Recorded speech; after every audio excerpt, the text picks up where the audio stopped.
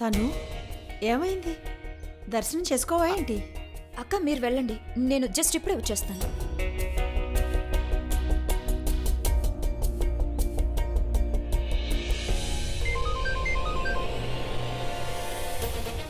రిషి కమాన్, phone lift చేయి. Hello తను చెప్పు.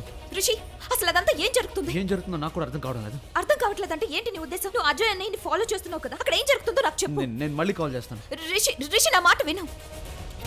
బ్రహ్మరాక్షసుడు అతని లోపలే ఉన్నాడు. రిషి ఇంత విచిత్రంగా ఎందుకు మాట్లాడుతున్నాడు? ఏం జరుగుతుందో కానీ ఏదో ప్రమాదంలాగే ఉంది. నాకెందుకో పెద్ద ప్రమాదం జరగబోతుంది అనిపిస్తుంది.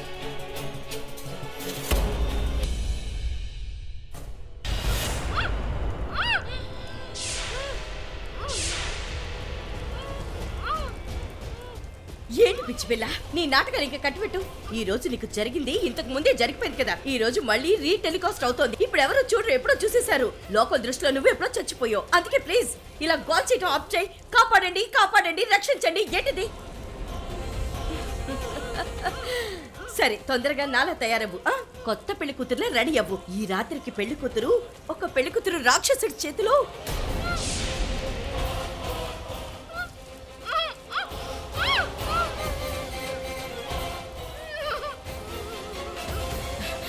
వాడిక్కడికి వస్తాడు. వాడిక్కడికి రప్పించటానికి కేవలం ఒక పెళ్లి కూతురు కావాలి. పెళ్లి బట్టలు, గాజులు, మంగళసూత్రం ఇవన్నీ నువ్వు వేసుకున్నావు కదా.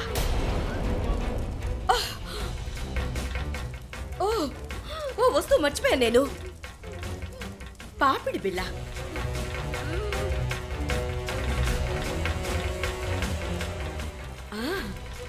ఇప్పుడు నువ్వు పెళ్లి కూతురులా కనిపిస్తున్నావు. ఇంకా సేపట్లో నీ కథ అంటావు. వాడి కథ కూడా ముగిసిపోతుంది.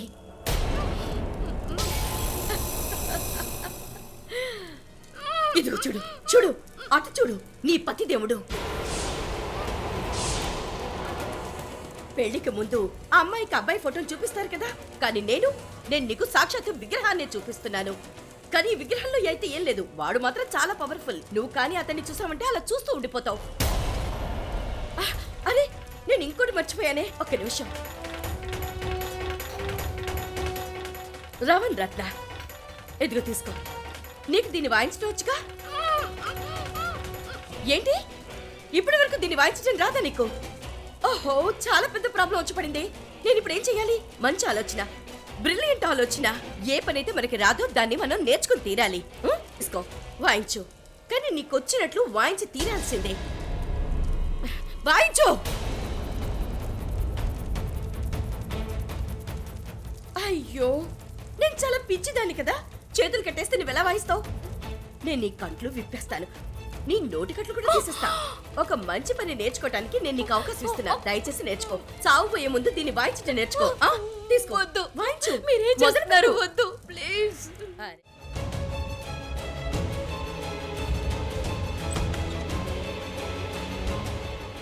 ఏం చేస్తున్నారు మీరు?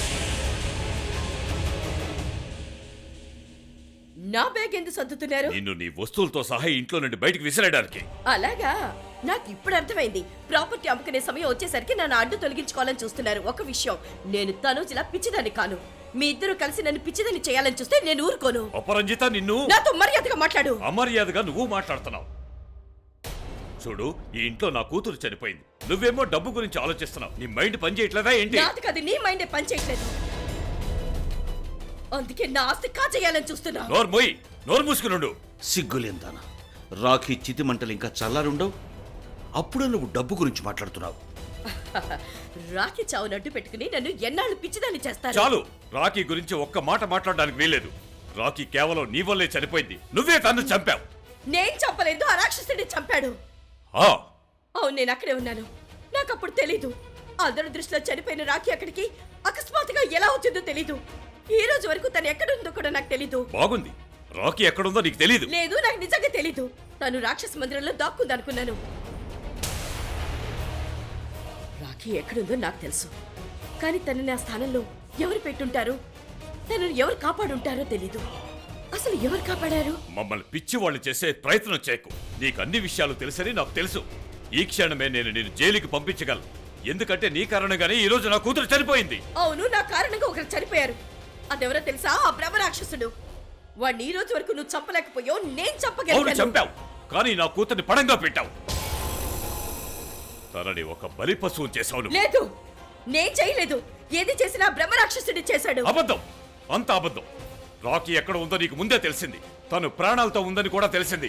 మరి ఈ విషయం మాకెందుకు చెప్పలేదు? ఆఫ్ కోర్స్, బ్రహ్మరాక్షసుడు నా ముందు నిలబడి నాకు ఫోన్ చేసుకునే అవకాశం ఇస్తాడు. మరి ఎలా మాట్లాడుతుందో చూడండి. నువ్వు అబద్ధం చెప్తున్నావు, కానీ నీ అబద్ధాలు ఇప్పుడు ఇక్కడ నడవు. నువ్వు ఏడ్చి ఏడ్చి ఊళ్ళో వాళ్ళందరినీ అండగా తెచ్చుకో. ప్రతి ఒక్కరికి అందరికి నీ కథలు చెప్పుకో. నేను నమ్మటానికి ఎవరూ సిద్ధంగా ఉండరు. ఇక్కడ అందరూ ఒకటే చెప్తారు, మా రాకీని చంపింది నువ్వే అని. నువ్వే హత్య చేశావు. హంతకరాలు నువ్వు ఈ ఊర్లో ఉండడానికి వీలేదు. చాలు. వెళ్ళు. చాలా ఎక్కువ మాట్లాడుతున్నావు. నువ్వు ఇంకొక మాట మాట్లాడావంటే ఊరికినేదే ఉండదు. నిజానికి రాకీ చావు నువ్వు ఆ రోజే నిర్ణయించావు. తనని ఈ ఊరికి కొత్త పెళ్లి కూతుర్ని చేయడానికి తీసుకొచ్చినప్పుడే నిర్ణయించుకున్నావు. నాకు తెలుసు ఇక్కడ పెళ్లి కూతుర్ని చేయడానికి అంతా భయపడతారు. అయినా కూడా నువ్వు నీ కూతుర్ని ఇక్కడికి తీసుకుని వచ్చావు. అది ఎందుకు? డబ్బు కోసం కదా. కానీ ఇప్పుడు నువ్వు నాకు దురాశ అంటున్నావా? అవును, దురాశ ఉంది. నాకు డబ్బు మీద దురాశ ఉంది. ఎందుకంటే అందులో నా భాగం ఉంది. నా భాగం నేను తీసుకోకుండా నేను ఈ ఊరు వదిలి వెళ్ళను. దానికోసం నేను ఏది చేయడానికైనా సిద్ధమే. గుర్తుంచుకో.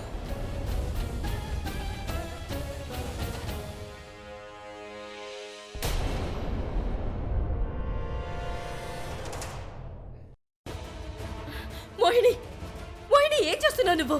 నేను చెప్పేది విను. మోహిని ప్లీజ్. మోహిని, ఒక్కసారి నేను చెప్పేది విను. ఆగండి బావగారు. అపరంజితకు తన అంతస్తేంటి ఈ రోజు మోహిని చూపిస్తుంది. ఏది జరిగితే అది జరగనివ్వండి.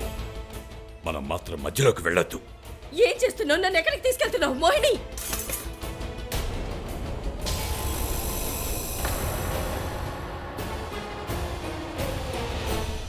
కింద పడేసి నాశనం చేశావు కదా, ఇదే విధంగా నా కూతురు జీవితాన్ని కూడా నాశనం చేశావు. నిన్ను అమ్మలా భావించింది. అమ్మ అంటే జన్మనిస్తుంది, కానీ నువ్వు నా కూతురు ప్రాణాలు తీసుకున్నావు. నా కూతుర్ని చంపిన వాళ్ళకి ఇంట్లో ఎలాంటి స్థానం లేదు. వెళ్ళిక్కడి నుంచి. మోహిని, మోహిని, నేను చెప్పేది కొంచెం విను. తన్ని చంపింది బ్రహ్మరాక్షసుడు. నేనప్పుడు రాఖీని కాపాడే ప్రయత్నం చేశాను. ఒకవేళ నీకు నమ్మకం కుదరకపోతే ఋషభ్ని అడుగు. ఋషభ్, చూడు ఋషభ్, నువ్వే చూసావు కదా ఆ బ్రహ్మరాక్షసుడు నా మీద రాఖీ మీద ఎలా దాడి చేశాడో. నేను అక్కడ రాఖీని కాపాడటానికి ప్రయత్నం చేశాను. నువ్వు చూసావు. ప్లీజ్ నువ్వైనా చెప్పు రిషబ్, ప్లీజ్. రాఖీ బతికే ఉంది. ఆ విషయం నాకెందుకు చెప్పలేదు?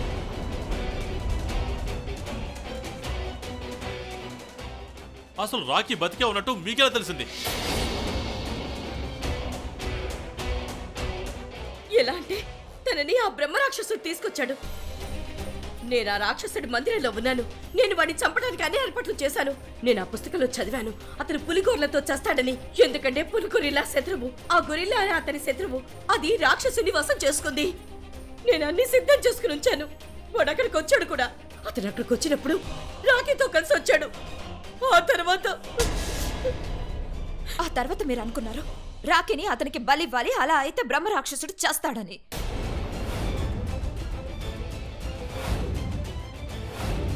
నార్మల్, నీకు అసలు విషయం తెలియకపోతే దయచేసి మధ్యలో మాట్లాడటానికి ప్రయత్నించుకో.